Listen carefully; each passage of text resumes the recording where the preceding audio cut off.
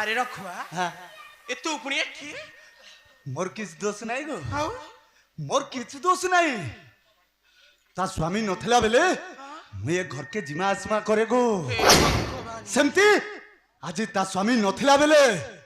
মতে সে কুটিয়া ডাকিଥିଲା গো বাবা মিছা কହୁଛି বাবা মিছা কହୁଛି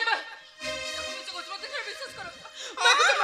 ସିଏ ସବୁ ଯାହା କହୁଛି ସବୁ ମିଛ କହୁଛି ଆଉ ସବୁ ସତ ଗୁଡ଼ା ତୁ ପଣି ପକଉଛୁ ନା ଲକ୍ଷଣୀ ପୋରା ମୁହିଁ ହ୍ୟାଲୋ ଏ ଶେଷରେ ରଘୁଆ ମୁଣ୍ଡା ସହିତ ତୁ ଲଟର ପଟର ହେଲୁ ହେଇଟି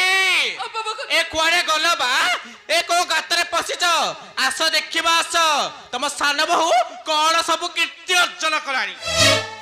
କାହିଁକି ସଦାବେଳେ ଘରଟା ଭିତରେ ପାଟି କରୁଛ ଆକାଶଟା ଛିଡ଼ି ପଡ଼ିଲା ନା ବସୁଧାଟା ଦିଫାଳ ହେଇଗଲା ସଦାବେଳେ ଖାଲି ଘର ଭିତରେ କେ କେ କେ କେ କେ କେ କିରେ ରଘୁଆ ମୁଣ୍ଡା ତୁ ଏଠି ଆହୁରି ପଚାରୁଛ କଣ ହେଇଛି ନାଇଁ ଆହୁରି ପଚାରୁଛ କଣ ହେଇଛି ତମ ଗୁଣମନ୍ତୀ ସାନ ବୋହୂର ଏ ରଘୁଆ ମୁଣ୍ଡା ସହିତ ପ୍ରେମ ସମ୍ପର୍କ ଅଛି ସାନ ବୋହୁମା ପୁଣି ଏମିତି କାମ ନା ନା ନା ନା ନା କଥାଟା କାହିଁ ଗୋଳେଇ ଘାଣ୍ଟି ହଉଛି ମୁଁ ବୁଝିପାରୁନି କଥାଟା ମୋ ମୁଣ୍ଡରେ ଜମା ପଶୁନି ଏ ଭାଗ୍ୟବତୀ ଆରେ କହେ କଣ ହେଇଛି ଭାଇ ଏତେ ରାତି ଯାଏଁ ତମେ ଶୋଇନ ପାଟି କରୁଛ ରଘୁମୁଣ୍ଡା ତୁ ଏଠି ଭାଉଜ କଣ ହେଇଛି କଣ କିଛି ବୁଝିପାରୁନ ମୋ ଦିଅର ମହାଶୟ ଏ ରଘୁଆ ମୁଣ୍ଡା ସହିତ ତମ ଭାରିଜାର ପ୍ରେମ ସମ୍ପର୍କ ଅଛି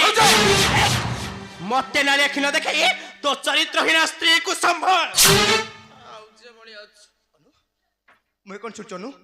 ଭାଉଜ ଯାହା କହୁଛନ୍ତି ଏଇ କଥାଟା କଣ ମିଛ ସବୁ ମିଛ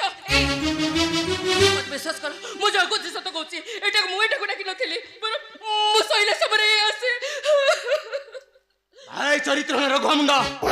ଭାଇ ତୋର ସାହସ କେମିତି ହେଲା ଘର ଭିତରକୁ ପଶିବା ପାଇଁ ବେ ମୁଁ ତତେ ଜମା ଛାଡ଼ିବିନି ବେ